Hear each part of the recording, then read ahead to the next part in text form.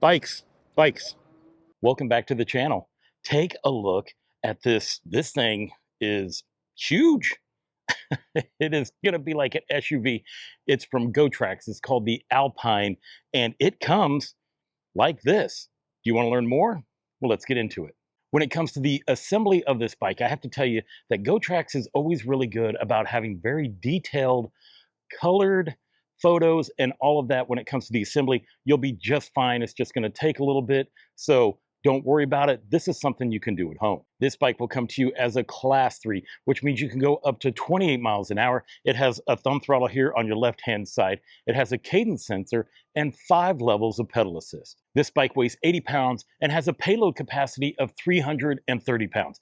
During the making of this video, you can get the Gotrax Alpine for $1,499, and it comes with a 2-year warranty. The Alpine only comes in a step-through version that you see right here, and Gotrax says that the average rider height is between 5'0" and 6'4". It also comes in 3 colors: Nardio Gray, Navy Blue, and this champagne version that I have right here. Now, Gotrax says that the Alpine will go up to 50 miles on a single battery charge. If you've seen any of my videos, that's not going to happen today because I'm going to abuse this bike with all my testing. The Alpine is going to come with a 48-volt, 500-watt brushless rear hub motor. It is sustained at 500 watts, and it has 45 Newton meters of torque. It has a 7-speed transmission, a Shimano tourney derailleur, and the standard Shimano thumb shifter. Braking is provided by a nut 2-piston hydraulic brake system and 180 millimeter rotors. You have a spring-loaded front fork. It has 60 millimeters of travel. You can preload it and you can lock it out. The tires are by Chaoyang. They're 26x4. They have an aggressive mountain bike pattern, and they are puncture resistant. The battery is hidden in this down tube right here. It is a 48-volt, 13.5 amp hours with 648 watt hours of power. It does come with a 3 amp charger, which means you can charge this bike up in about 4 to 5 hours. You can do it while it's in the bike with this charging port that's way down here, or you can remove the battery and charge it somewhere else. To get access to this battery, well, we want to make sure our wheel is turned a little bit. That's going to give us more access to the panel. There is a tab right here. You're going to push it down, and then you can just pull this panel right off. Then grab one of your 2 keys. There is a key slot right in here that locks the battery in. You're going to turn it, pops the battery out just a little bit, and there's a tab right here on the left. And now you can pull your battery out.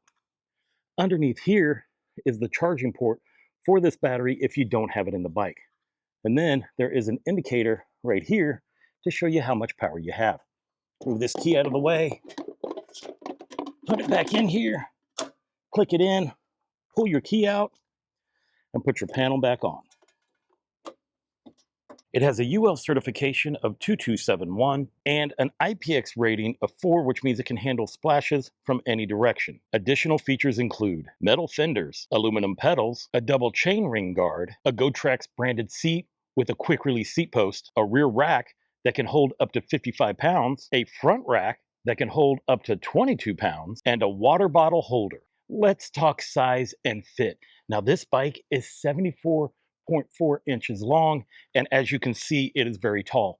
I am 5'9" with a 32-inch inseam. So let's see what the lowest settings would look like on this bike. Right here is your seat at its lowest level.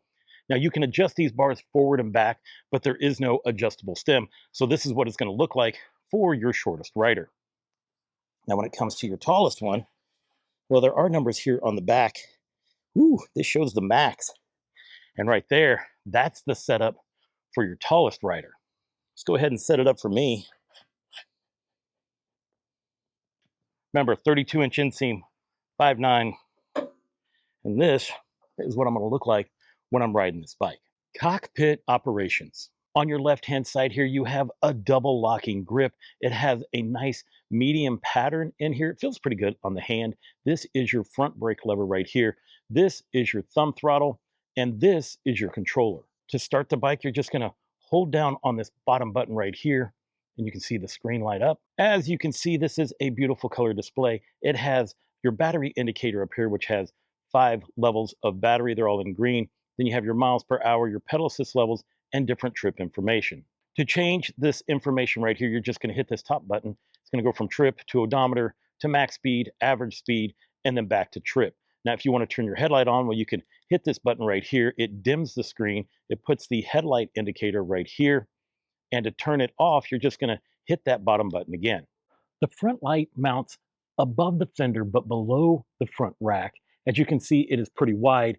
It seems pretty bright, and I think it should do really well in attracting people's attention during the daytime and providing you with decent lighting at night. It has a rear tail light and brake light. This is what it looks like when your headlight is on. This is what it looks like when you apply the brakes. And when the headlight is off, the brake function still works. To go up in pedal assist levels, you're going to hit this plus button right here. As you can see, it takes you all the way up to pedal assist number 5. And to take it down, you're just going to hit the minus button until it goes all the way down to 0. To reset your trip mileage, we're just going to hit this button and this button at the same time.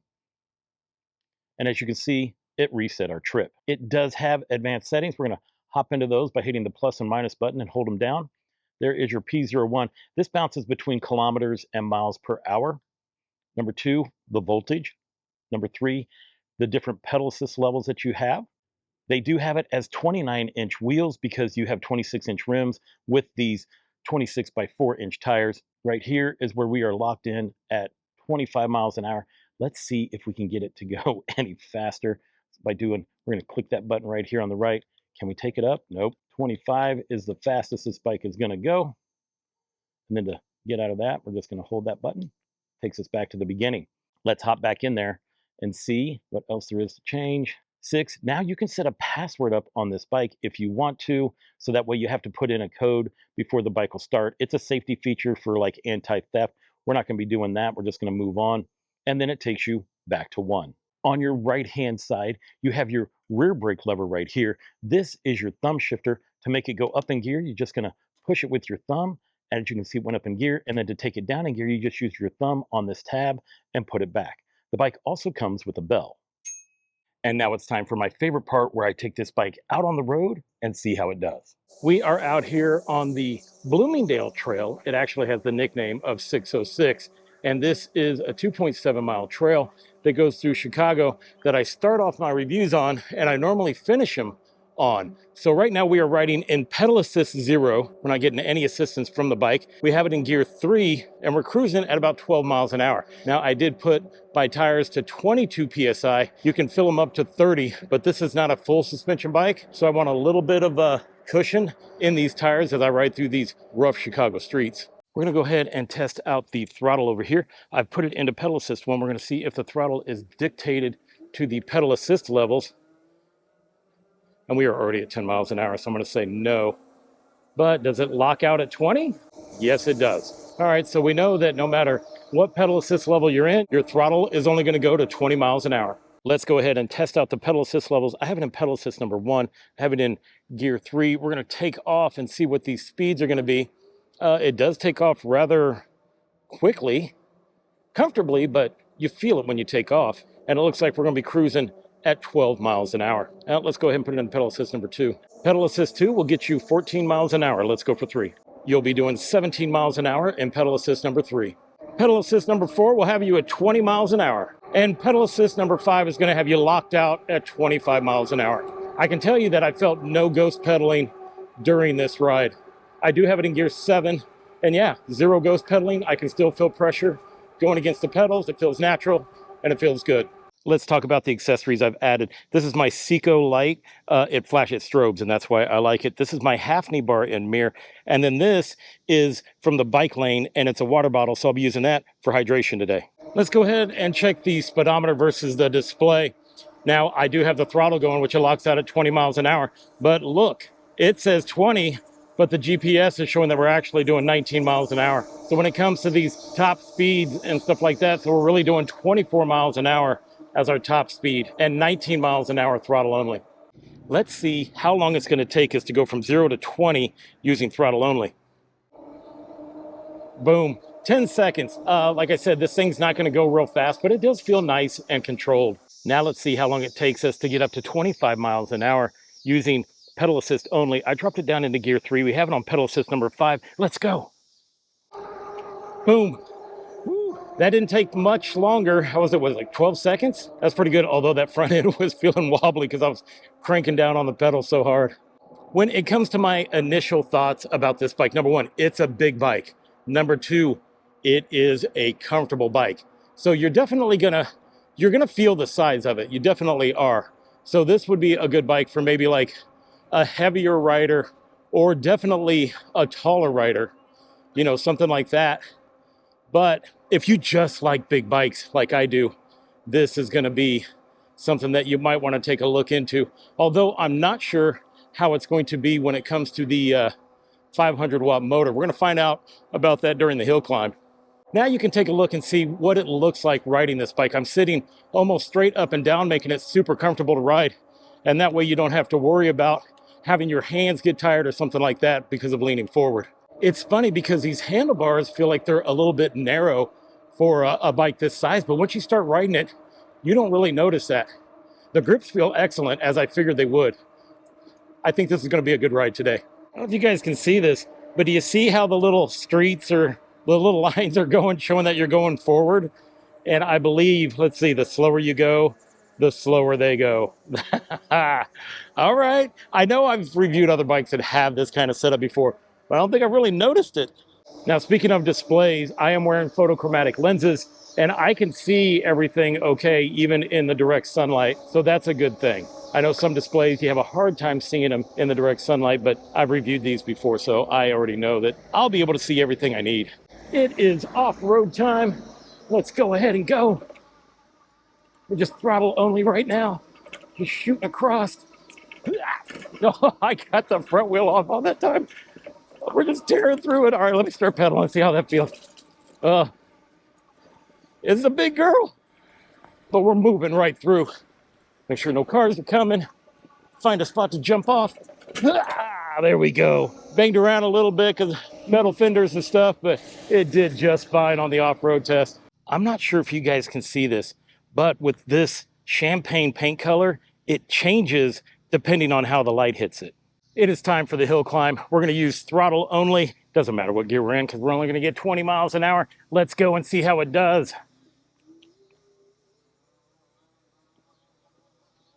Okay, all right. Ooh, we're starting to slow down up this hill, but I can tell we're going to make it. Let's go. Let's go. There we go. Made it to the top.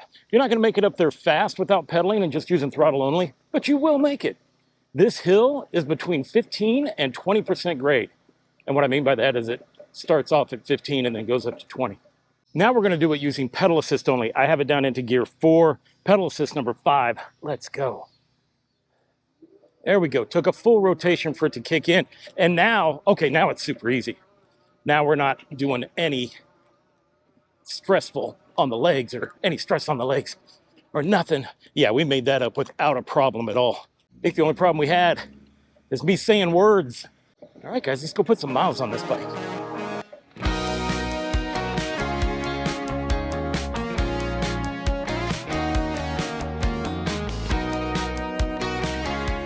It is time for the brake test. We're going to do 2 different versions, one at 20 miles an hour, just in case you're using throttle, and the other going full speed.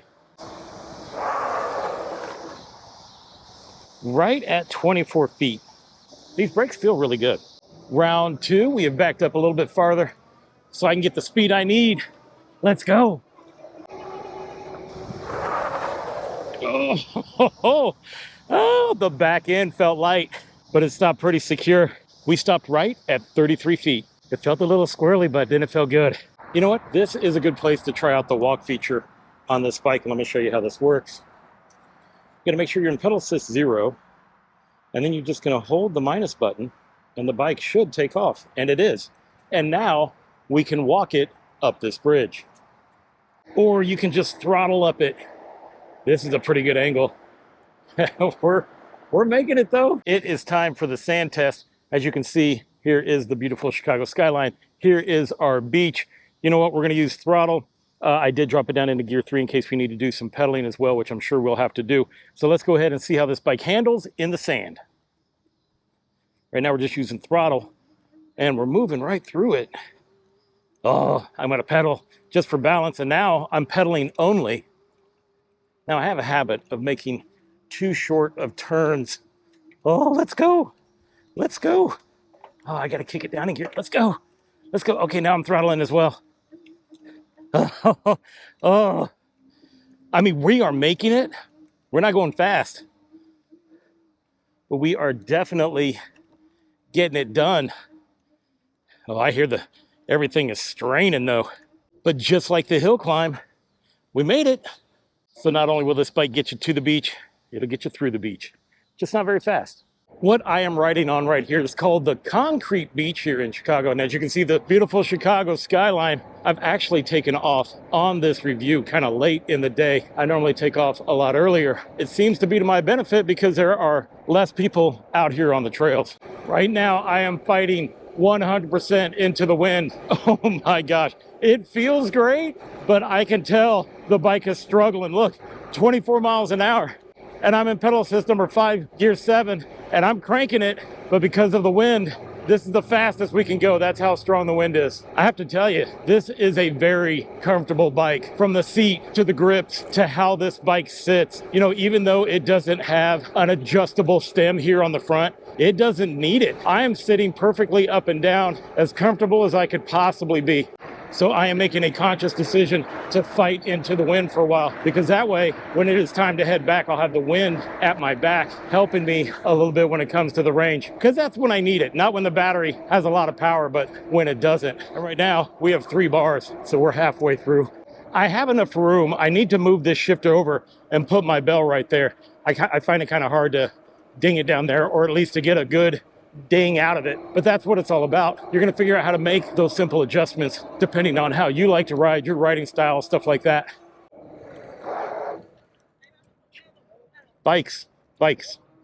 Let's just go ahead and take this gravel path. I know this bike is going to operate totally fine on it. I just don't know if these geese are going to appreciate it. Let's go. Those things aren't afraid of anything. They've been around here for a long time. This is a huge tourist attraction for those here in Chicago. It's called the Buckingham Fountain. It's beautiful. Obviously, they have it on in the summer and the warmer months, and unfortunately, it doesn't go all year round. Let's go ahead and get back on the road, but to do that, first, well, we gotta take on these stairs. Oh, we did it. Rattle my teeth. One thing that always impresses me about these Gotrax bikes is that they're cheaper than the other ones, but quality-wise, they don't feel like they are, if that makes sense to you guys. Like, as I'm riding this bike, I feel like this bike should be a good $200-300 more than what it is. Now, you're gonna find like little issues, but you know, you find it with every bike. Like, let me give you an example. Like with this one, see how long this brake cable is? I don't know why it's that long. I don't think they're all that way. You know what I mean? Like, it's just one of them, which happens to be the one that I have. You know, that's like the only kind of like indication that it might be a cheaper bike. When it comes to, you know, the welds are clean. The paint jobs are always great. It performs rather well. You know, with this bike only having a 500 watt motor, it doesn't feel like it's just a 500 watt motor. You know, this is a bigger bike. It's got bigger tires. So most of the other bikes that I've ridden that have 500 watt motors, they have smaller tires, they're smaller bikes, they don't weigh as much. And this one is doing just fine. I said that just as we drop down to 2 bars of battery. So that's where our shortcoming is gonna be on distance. Let me go ahead and pull over and we'll see where we're at. 2 bars of battery, 14.6 miles is what it shows on the display. Strava is showing that we've gone 13.92. So we're about a half a mile off, but we're also 1 mile ahead on the speedometer than what we are in real life. You can see I'm all over the place. All right, let's head back. I'm gonna go through the city because I believe we're gonna have enough battery to do it. Ever since I've gotten on this trail, I've kept it in pedal assist number 5. We're in gear 7. That way we're cruising the 25-24 miles. It is going to eat up more battery, of course. But once we get back into the city, I had it at pedal assist number 4 and gear 6, and that felt pretty comfortable when we were cruising at about 20 miles an hour. One of the things that I would end up upgrading with this bike are the pedals, because they just feel too small. I mean, my feet kind of slide around on them a little bit. They just feel kind of tiny.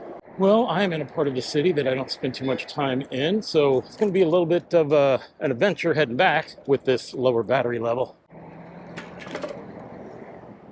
Trying to see how balanced this bike is. as I'm riding it without hands here. Yeah, we're good. Ooh, maybe not. Death wobble. Never mind. You know, when you have a front rack on the bike, it throws off the balance, and that has to be it. It'd probably do better if you didn't have that rack on the front. But yeah, we had it there for a hot second, but then that death wobble started, and that is a no bueno. Look at this bike path that they have here. I mean, Chicago is constantly improving their bike paths. There are a ton of bikers, and everybody, you know, wants to get to where they want to go safely. Chicago's done a really good job of adding bike lanes and stuff like that, or taking the bike lanes that they have and making them safer. I mean, as you can see, a car would have to jump the curb to get into this area. If somebody opens a door, you're not going to get doored or any of that kind of stuff. That's only my biggest fear, is whenever I'm passing cars, I'm always looking inside to try to see if there's a person in there. There is something about these big 26 by 4-inch fat tire bikes, especially this one, where you just feel safer. I don't know if that's I don't know why that is the case, but I just feel more planted to the ground. It's because of these big tires, but a lot of it has to do with the seating position. I think it's excellent. You know, there's a lot of bikes that I review that you're either like hunched over or something like that, or like you have to make an improvement by maybe an adjustable stem. This needs none of that. Normally I would turn left there to go to the 606 trail, but we still have 2 bars left. And so we're just gonna cruise up here for a while. We'll make it back to the 606 eventually. We just dropped down to 1 battery bar, and I am still heading away from the house. I don't know, I'm just feeling pretty confident. We're gonna find out if that's gonna bite me in the butt later. We've dropped down to our last 20%, and we're still getting full power to the bike. We are back on the 606 trail. Since we are down to this 1 bar, I have noticed that pedal assist number 4 in gear 6, normally I'm cruising at 20 miles an hour. Right now I'm cruising at 17, and it's starting to feel heavy. Let's go ahead and put it into pedal assist number 5 and see if we notice a difference. Well, yeah, it just kicked in for sure, but will it go back to 25 miles an hour? And yes, in pedal assist number 5, we're cruising at 25 miles an hour. The battery bar has disappeared. It is just the battery outline flashing, which tells us that we're getting pretty low. We should be at like 10% at this point, but it still feels fine. We're still doing good. We have made it to the end of the 606 trail. I only live 3 blocks away, but this bike is still giving me full power. So we're gonna head back on the trail. And then once it starts failing out, then we'll just turn around and head back. Okay, we are on pedal assist number 5, and we are doing 13 miles an hour, and it is heavy. I'm probably gonna have to turn around here in a few minutes. We are gonna turn around. This thing is just heavy, and it is slowing down, and we're already in pedal assist number 5. Should have enough power to get me back to the house. Okay, I'm testing throttle right now, and we have no throttle. Do we have assist to this bike? Let's find out. It might have died. I have made it back to the house. Now, I only had to ride it like a half a mile without any power. And I have to tell you, when it was in gear 2 and no power, this bike was easy to ride. I mean, I was still doing about 12 miles an hour all the way here to the house. Now, when it came to the riding of this bike, it is super nice. Just the seat is great, the grips are great, and just it's really about the riding position, because you are just sitting up, being totally comfortable during this ride. The brakes work awesome. You can go through the sand with this bike. I mean, there's a lot of things that I like about it for the cost of this bike. And the beautiful thing is the only thing that I thought that would need to be replaced or improved is the size of these pedals.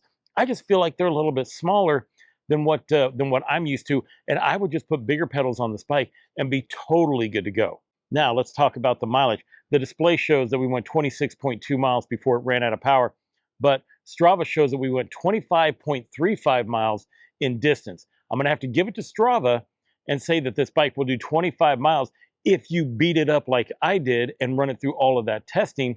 But if you don't, well, it's gonna go a lot farther. Now, with that being said, if you are interested in the Gotrax Alpine, I'm gonna leave a link down in the description below. And if I have a discount code, I'm gonna throw that down there as well. I'll also do the same thing for the accessories that I've put on this bike. But I have to tell you, once again, Gotrax, you guys impress me every time you send me a bike. And you guys were here to watch the whole thing. You made it to the end, and I wanna thank you for watching. So until I see you again, enjoy the ride.